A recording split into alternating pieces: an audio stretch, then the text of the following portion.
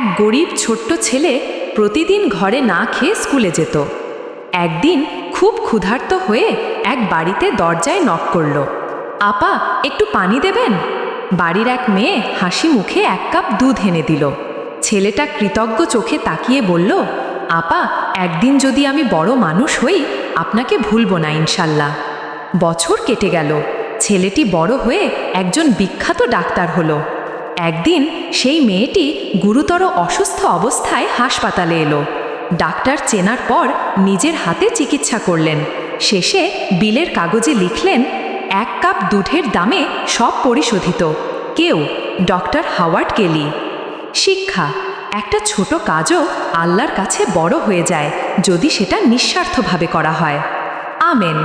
যদি গল্পটি হৃদয় ছুঁয়ে যায়, একটা লাইক দিন, শেয়ার করুন আর চ্যানেলটি বেল সাবস্ক্রাইব করে রাখুন, যাতে এমন সুন্দর ইসলামিক গল্প মিস না করেন ইনশাল্লাহ।